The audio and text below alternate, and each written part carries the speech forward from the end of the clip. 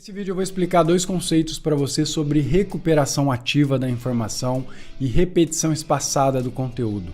Dois grandes aliados para você que estuda, seja para vestibular, seja para concurso, ou para você que simplesmente quer otimizar e aprender mais.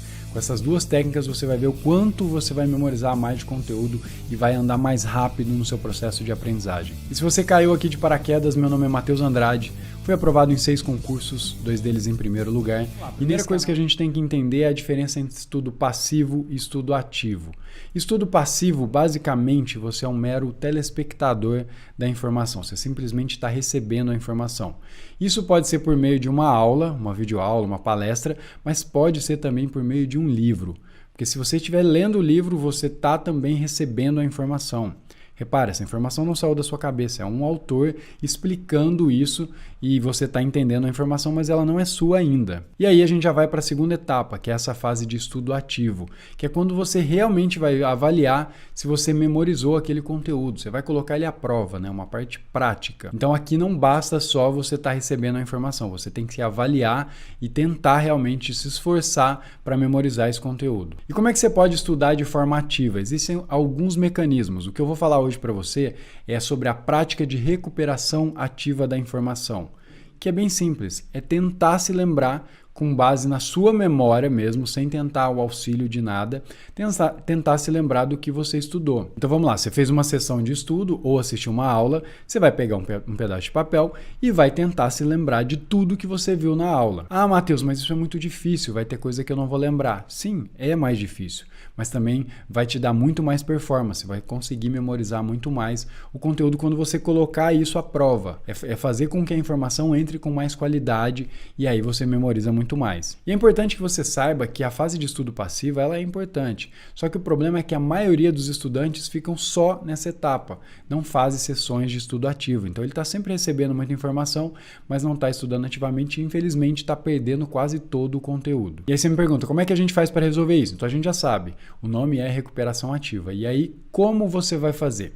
E nesse vídeo eu vou te passar 3 técnicas que você pode fazer para realmente estudar ativamente e fazer essa recuperação para memorizar mais. A primeira delas é o básico, é tentar se lembrar. Então, como eu disse, você assistiu a aula, você vai pegar um pedaço de papel e vai tentar se lembrar de tudo. Você leu uma apostila, você vai tentar se lembrar de tudo. Então, esse é o mecanismo mais simples que você pode aplicar. Vai ser mais difícil do que as suas sessões de estudos naturais, né, as que você costuma fazer, porque exige mais. Não sei se você sabe, quanto mais leve for o período seu de estudo, menos você memoriza. E quando eu falo mais leve, é quanto ele menos exigir de você. Então, por exemplo, se você já estudou, você sabe o que é passar limpo, né? Às vezes você passa limpo porque ficou ruim, ou você passa limpo simplesmente copiando de alguém que fez o trabalho e você não fez, né? Então você vai lá e copia o trabalho. O que você faz? Você coloca o trabalho do colega aqui e vai escrevendo tudo que ele fez. Se te perguntar qualquer coisa ao final, não vai lembrar de nada. Mesmo ali, na hora, você acabou o assunto, ele fala do que era, você fala, não sei. Você simplesmente copiou, é o Ctrl+C, Ctrl+V, só que esse mental. Então isso não exige esforço para se lembrar e também memoriza-se muito pouco. Agora, um processo em que você fecha o livro e vai tentar se lembrar vai exigir muito mais. Você vai ver que vai ser mais difícil passar muitas horas estudando. Então, quem fala que está assistindo 10 horas de aula, você pode assistir como um mero espectador, assim como você assiste Netflix. Mas isso não é estudar ativamente, isso também não traz resultado de memorização efetiva. Então, esse é o primeiro mecanismo. O segundo mecanismo que você pode utilizar é em relação às questões.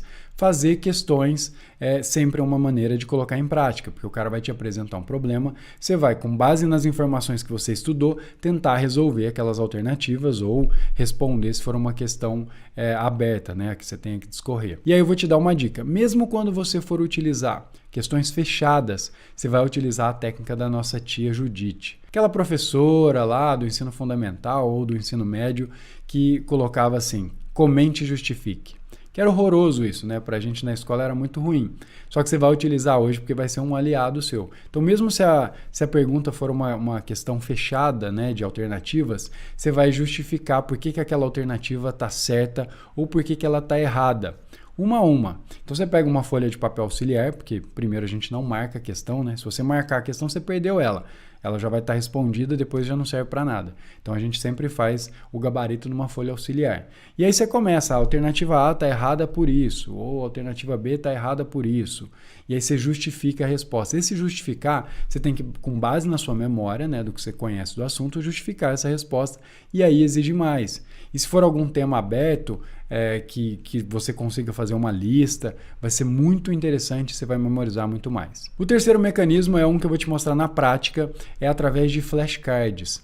Flashcards basicamente são cartões em que você tem a parte da frente, em que você coloca a pergunta, o conceito, alguma coisa assim, e na parte de trás dela, né, no verso, vai ter a resposta.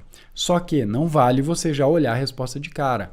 Lembra disso, eu falei para você, vai ser mais difícil estudar, vai exigir mais de você, mas você também vai ter mais rendimento. E não sou eu que estou falando, tá? Segundo estudos aí, quem faz a prática de estudo ativa memoriza até 4 vezes mais do que quem simplesmente fica na fase de estudo passiva. Então, ao final do vídeo, eu vou te mostrar um aplicativo chamado Anki, que você pode fazer esse tipo de flashcards de forma automatizada e trabalhando com a segunda ferramenta, que é a revisão espaçada, que eu já vou te explicar. Então vamos lá, hora de falar de repetição espaçada. Sobre repetição espaçada, a gente tem um estudo que data de 1885, é bastante antigo, de um alemão chamado Hermann Ebbinghaus.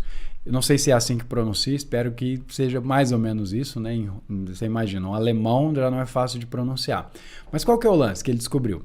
Que existe sim um impacto do tempo na sua memorização. Então, quando você tem uma informação e ela está 100%, com o passar do tempo você vai perdendo, vai se esquecendo naturalmente, é um processo natural. Só que ele percebeu que quando você faz uma revisão, ou se você faz revisões, vou colocar um quadro aqui para você ver, você recupera essa informação e aí consegue fazer com que ela se mantenha por mais tempo, até chegar a uma fase que você já não se esquece mais do conteúdo. Então é o impacto do tempo na sua memorização. E aí o que a gente sabe?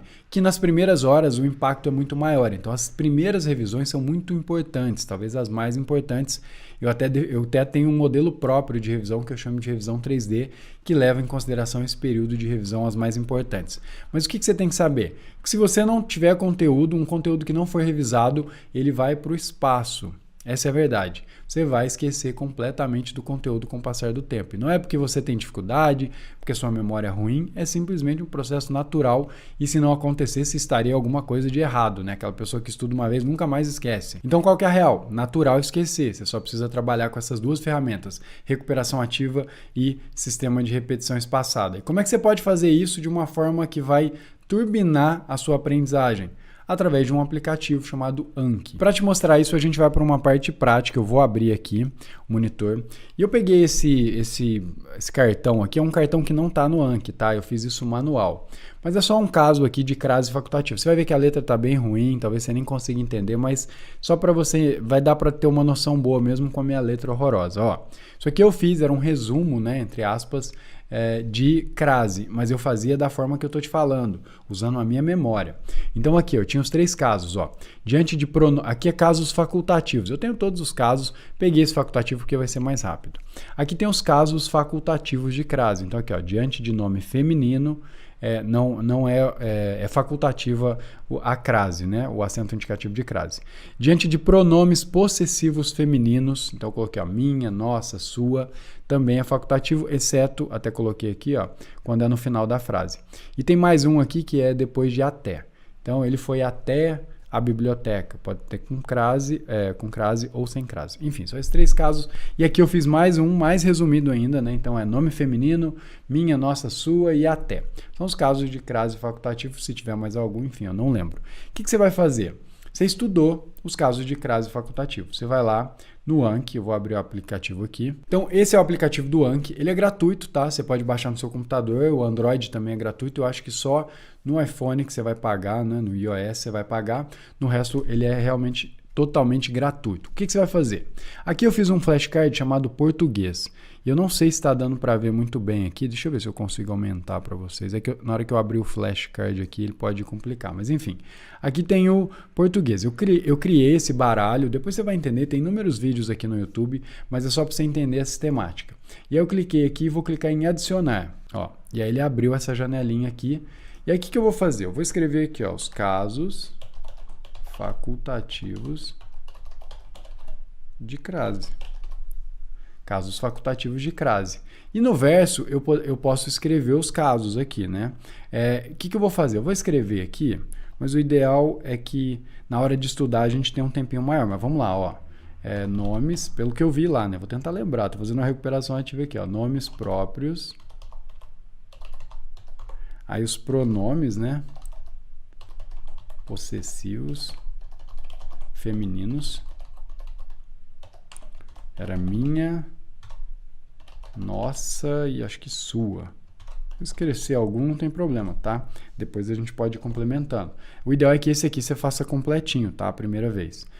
E o terceiro era um caso de até. Tinha exceção, né? Nome próprio, se eu não me engano, acho que nos possessivos tinha uma exceção. Que era no caso de final da frase, que eu lembro. Isso que eu já estudei, tá? Faz bastante tempo, mas eu já estudei. Então, não se espante aí achando que eu sou gênio, não, porque eu já estudei isso aqui faz tempo, mas, né? Se eu estudei do jeito certinho, eu ainda lembro de alguma coisa. Então, são esses 3 casos. Vou fazer uma setinha aqui. E aí vai ficar os 3 casos e a exceção. Aqui você tem como até grifar a exceção, enfim, colocar em itálico para ficar um pouquinho diferente. Beleza, fiz o flashcard. O que você faz?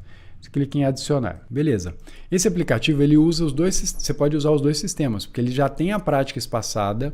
Tem até um vídeo meu que eu acho que eu explico mais sobre isso, vou colocar aqui no card. Mas ele tem também essa questão de você poder estudar ativamente. Porque aí, olha só, eu vou estudar esse card agora, ó. Ele vai abrir aqui para mim na tela. E aí, o que ele escreveu? Casos facultativos de crase. Se você apertar Enter de novo, ele vai te mostrar a resposta, mas você não vai fazer isso. O que você vai fazer? Você vai pegar uma folha de papel em branco, e você vai simplesmente escrever os casos que você lembra de cabeça. Então, vamos lá. O primeiro caso é no caso de nome próprio. O segundo caso são os pronomes. O terceiro caso é no caso de até. Enfim, aí você vai escrever. Eu peguei esse aqui porque são só 3 itens, é fácil de memorizar.